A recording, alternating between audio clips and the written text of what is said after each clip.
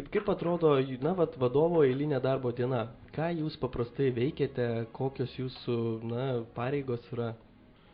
Šiaip aš esu didelis biurokratas, todėl kad tokio lygio vadovas jau nevažiuoja į įvykio vietą, jau netiria nusikaltimų. Mano darbas yra vadybinis darbas. Aš, kaip minėjau, kadangi turim daug pavaldinių, mūsų didžiulis biudžetas, mes turim daug įrangos, technikos, taip toliau. Tai mano darbas yra susijęs su veiklos organizavimu, planavimu, įgyvendinimu, kontrolės užtikrinimu.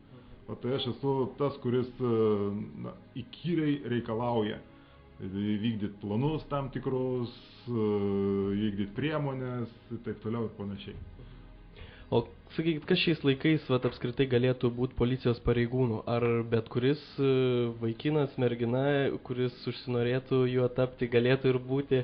Ar visgi reikia kažkokius atitikti charakterio, fizinius bruožus? Iš esmės turi būti pirmiausia noras dirbti policijoje. Ir visi jauni žmonės, kurie turi, sakykime taip, romantiko jausmą ir nori dirbti darbą, kuris yra nemonotoniškas, kuris kažką atneša naujo kiekvieną dieną, jie gali rinktis policijos pareigūno profesiją. Bet iš karto noriu pasakyti, kad tai yra labai sunki profesija ir dirbant šitą darbą niekada milijonierium netaps. Tai jeigu žmogus svajoja apie turtingą gyvenimą, apie uždirbtą milijoną per pirmus darbo metus, tai šitas darbas yra šita profesija ne tam žmogui. Tokiam žmogui eiti į verslą, dirbti verslininku, nes policijos pareigūnas nei vienoje pasaulio valstybėje nėra labai gerai mokamas. Policijos pareigūno darbo užmokestis yra maždaug vidutinis darbo užmokestis galiojantis toje valstybėje, esantis toje valstybėje tuo metu. Ir tai iš tikrųjų nėra didelės pajamos, bet kažkodėl atsiranda vis daug žmonių, kurie tą darbą dirba ir nori dirbti. O iš psichologinės pusės, sakykit, ar lengva būti policininku? O iš psichologinės pusės reikia būti labai tvirtam psichologiškai, kadangi policijos pareigūnas savo darbę susiduria ne su pačia geriausia visuomenės dalimi, kaip taisyklė.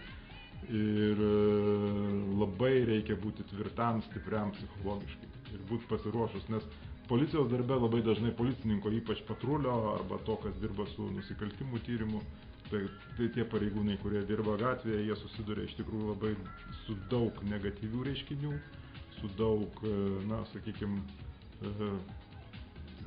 neigiamų emocijų, kurias paskui baigus darbą reikia sugebėti užmiršti. Jas nubraukt ryšį, nubrėžti liniją ir pasakyti, kad viskas, aš dabar jau apie tai negalvoju, to nedarau. Tai yra pakankamai sudėtingas. O ką galėtumėt patart jaunimui, kuris norėtų būti policijos pareigūnais, ar kviestumėt jį ir ar apskritai policijos departamente jie yra laukiami? Nežinau kaip policijos departamente, bet visoje Lietuvos policijos sistemoje jie yra iš tikrųjų laukiami, jie laukiami ir Vilniaus apskrityje, kadangi Vilniaus apskrities policijoje, kadangi gyvenimas yra toks, mes visi senstam, o tai reiškia, kad mus kažkas turi anksčiau ir vėliau visus pakeisti, amžinų nėra. Ir naujų žmonių atėjimas į tokią sistemą kaip policijos sistema, jisai būtinas ir reikalingas.